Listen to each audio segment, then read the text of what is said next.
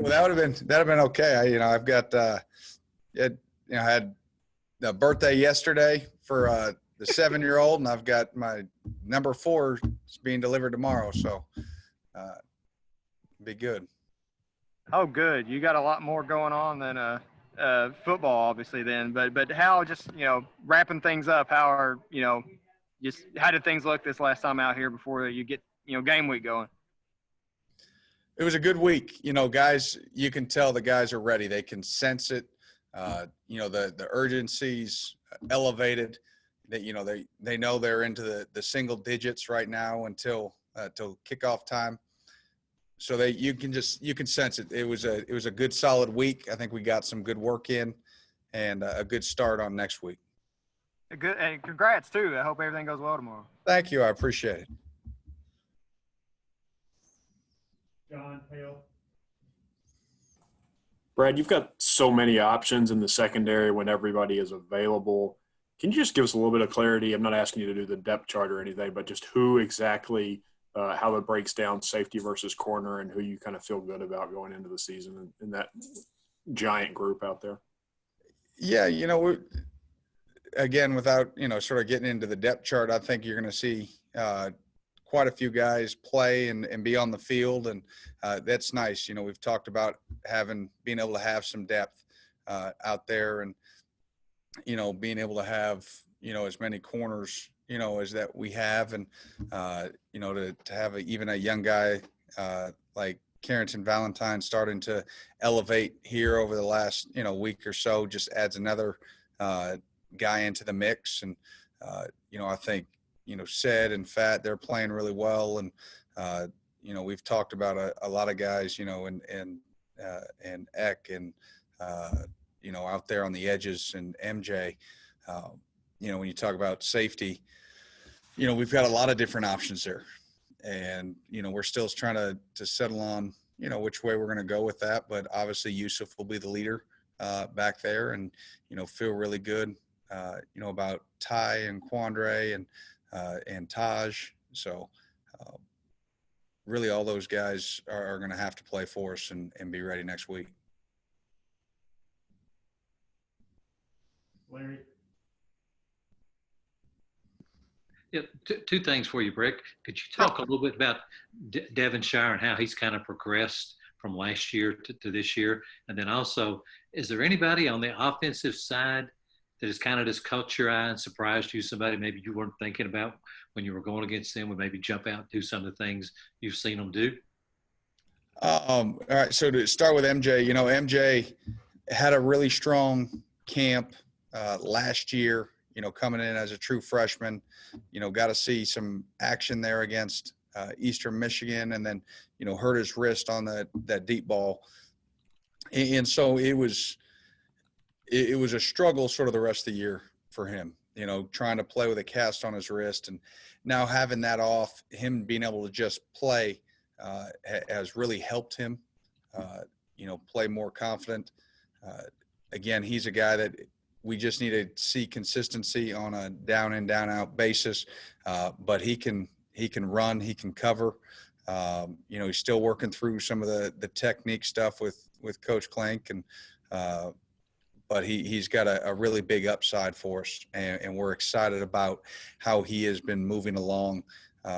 And especially I feel like these last 2 weeks, he's really taken a step.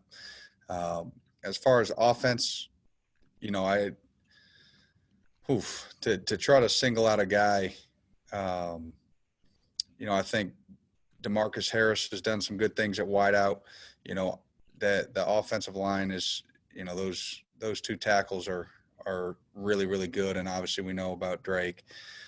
Who jumped out?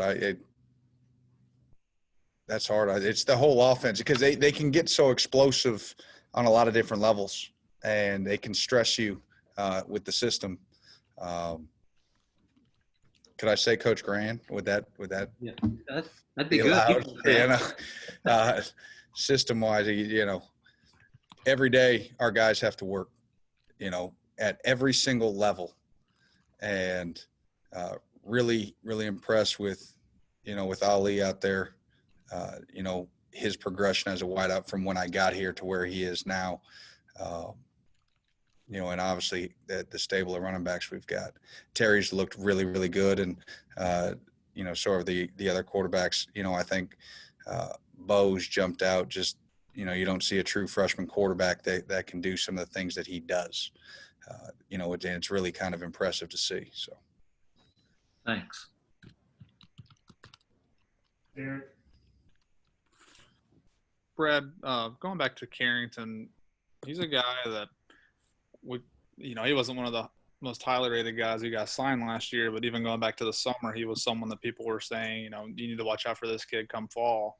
What is it about him that has maybe allowed him to make a push already this early in his career? You know what? So much when you come in as a freshman, especially out on the edges, you have to have a confidence in yourself and a belief, in terms of, I can compete with anybody that's out here, whether you can or not, whether you're technically ready to play, from a fundamental standpoint. He competes, and he's got an internal fortitude, that junkyard dog mentality that he's going to keep coming over and over. Even if he gets beat, he's going to put the ball down and he's going to come back. And, a lot of times, young corners are a little bit afraid to mix it up, especially in the run game.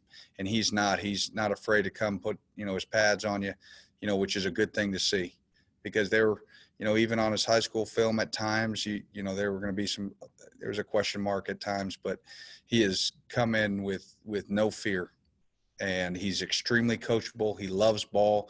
He's always watching film, and he's soaking up the information that he's getting. And that's all you can ask. And that's what's put him, with a chance to be able to play as a true freshman. Derek, did you have a follow-up? Yeah, I did. Last thing I have is just, I asked you a few weeks ago about those inside linebackers. Just now that you're pretty much done with camp, did Casey and Bembry make the strides that you wanted to see? Yeah, both of them have made, again, significant strides. De'Aaron Jackson is another one, that is in that mixed. And, all of them are going to have to play for us in some capacity. And we know about those first two, but they can't play every snap this year. And we feel confident that when Casey or Bembry or De'Aaron's number is called, they'll be able to go in, and they'll be more than sufficient.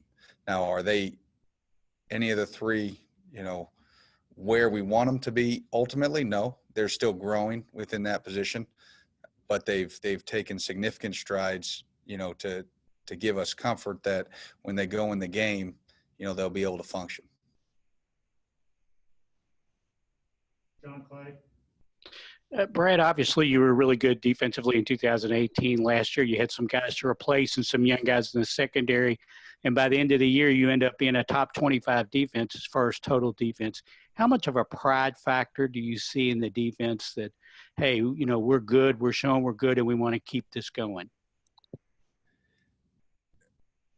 There's definitely a pride piece to it.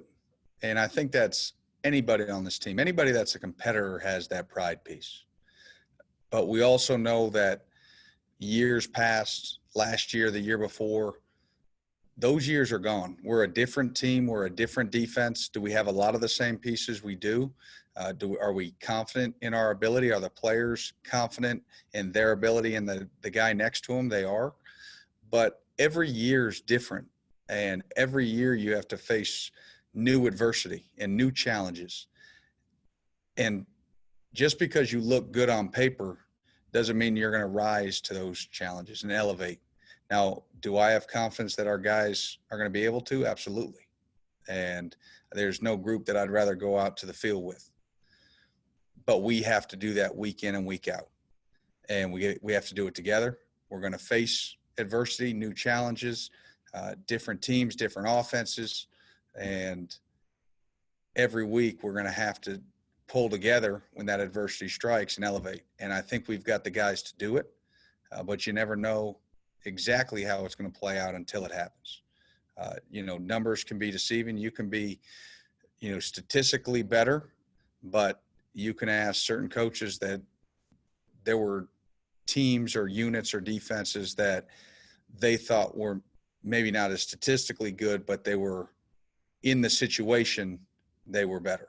And what we need to do is not worry so much about statistics. The only statistic that matters is that we win on Saturdays. And that's all we care about. Whatever we need to do as a defensive unit to help the Kentucky Wildcats win on Saturdays, that's our only focus. To follow up on that real quick, have you seen that mentality in camp? That sort of what the past is in the past. This is a new year. We got new challenges. We need to step up again. Oh, absolutely. And again, you see it from when we compete against the offense, because every play is not a win for the defense. And there's been plenty of explosive plays that we have to get fixed. And again, I think the thing that we did well last year is we limited explosive plays.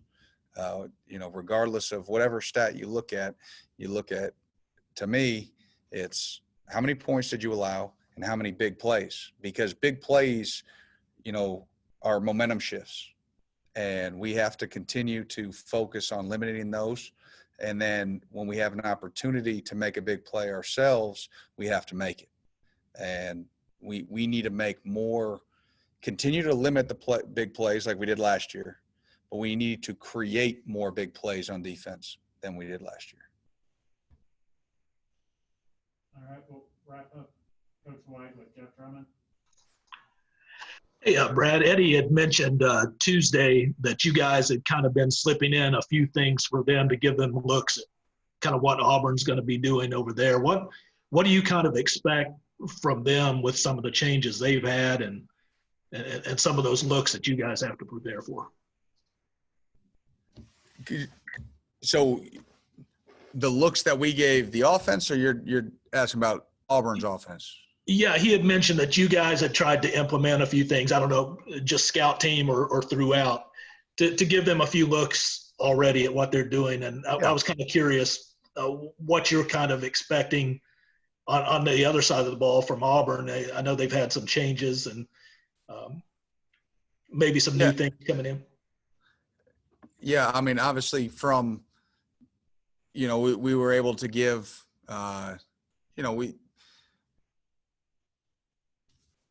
even though we may not run the same defense, there are certain things in each team's packages that can provide similar looks. So just to give, a full speed look, we can run some of what Auburn does on defense, and everybody does that across the country to try to get good on good, if you have it within your package.